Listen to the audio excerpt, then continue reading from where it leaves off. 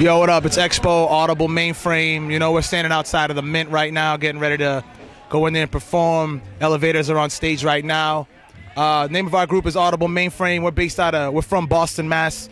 We're based out of LA right now. We've been together for, you know, a grip of time, and live hip hop group. We got a new album coming out in August called Transients, and we're ready to make it happen, you know what I mean? So, you know, I got my man Johnny 5 on the drums right here. Got my man Dave Miller, he's playing the keys and the trumpet and the MPC in the group. DJ Special Blend on the 1s and 2s over here. Lethal D's on the guitar, and the man Walt Walters isn't here right now. He's on the bass. He's back at the crib. He's getting right now, so he should be home in a little. He should be here in a little bit, you know. I remember you well in Monarch Hotel. I'm like a Cohen song, Penny Lane just fell. To the floor more distant, you feel more wicked. Residing in the revelry reveals more sick shit.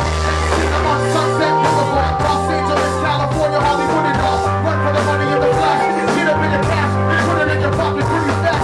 I felt the chill when I came to the place. The ugly atmosphere, covered with a pretty face. White collar cake on the bridge of her nose, and at the Boston, scripting the poem. The pretty face when I asked me for my name. I said I'm exposition, I don't do cocaine. She rolled her eyes, turned her head the other way. I guess welcome to Hollywood is what she would say. Those are the reason we were fighting for the money in the flash. That was called law for workers and songs. If you listen to this, those are the reason we were running for the money in the flash. That was called law for workers and songs. Still is, we live in the flash.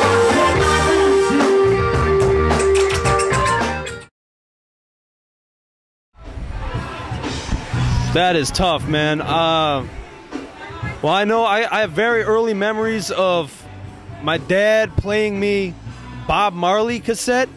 It was the Legend album on cassette, and he said, I want you to listen to this. Specifically, I want you to listen to the rhythms. I want you to listen to Bob Marley. And he played me I Shot the Sheriff, and this is when I was like a little kid. And I used to go through my parents' record collection. They had a lot of old records from the 70s, from the 60s. Rolling Stones, Led Zeppelin, Jimi Hendrix, everything, man. Stevie Wonder.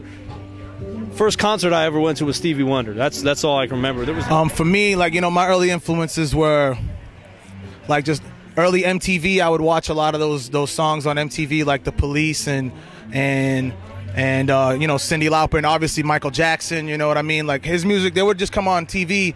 And I would see it, and I would just want to do that, you know. But the real moment where I really was like, I want to do this for, like, this is what I want to do is, my parents come from a country called Cape Verde, West Africa. And one day there was a man who came to my grandmother's backyard from Cape Verde when we live in Boston.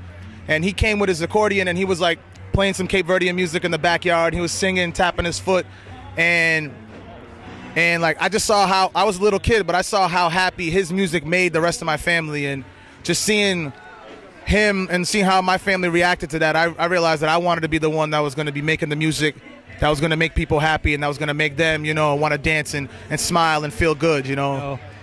Growing up, I was turned on to a lot of different things, from, you know, Motown, Temptations, things like that, to Rolling Stones. First tape I ever owned was Tom Petty and the Heartbreakers' Full Moon Fever. So, you know, I was into a lot of different styles of music, and that kind of, hearing all kinds of different styles really kind of turned me on to actually wanting to play and be involved and actually performing that kind of stuff. And, you know, I can't really pinpoint much, but I know that the alternative grunge era, Pearl Jam, Nirvana, Green Day, those were the things that actually made me want to pick up a guitar and start playing it. And I soon switched to drums. But looking back on it now, you know, and my style and everything like that, I kind of grow from all kinds of different genres of music, and I appreciate everything. And it's really music in general and as a whole that's really brought me to where I am today. So that's kind of how it is. Rest in peace, Michael Jackson. Yeah, I kind of grew up on the same lines. It's a very eclectic, taste in music. My dad was a drummer, so I mean, I traveled around with him in the car on a lot of road trips early on, and he played a lot of old school stuff. And like Creedence Clearwater was, as early as I can remember, I was listening to Creedence.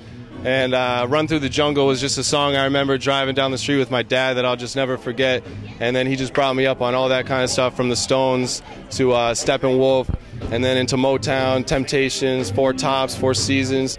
And I just grew into being very, into all kinds of music. And then getting into, of course, the Pink Floyds, and then, and then into hip hop.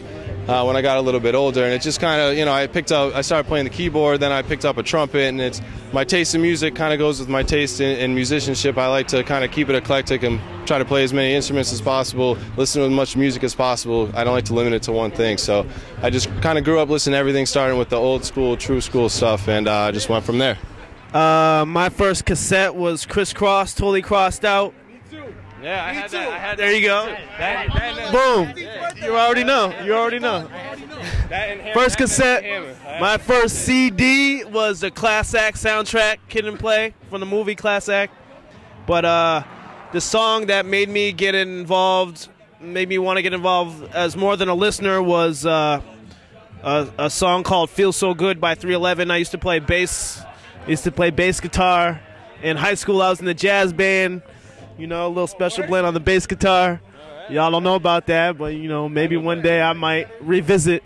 But I used to play that bass line back so many times. I learned that shit, or learned that lick for, line for line, note for note, all the slap action. So that's the song that made me want to get involved as a performer.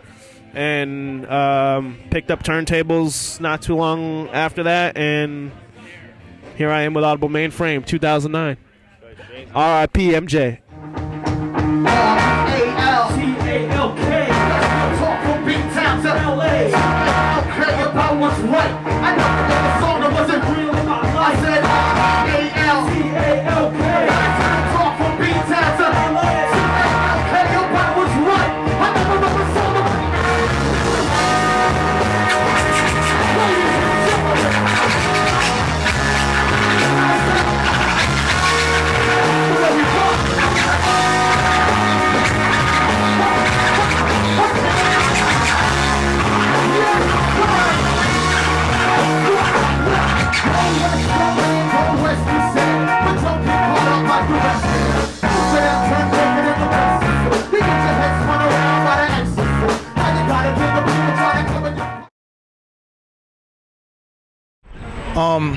hip hop for all of us, is like the foundation of what we do. That's the one thing. Like, you heard that everybody here has a different, thing that made them want to do music, but hip hop is the one thing that we all have in common that ties us all together.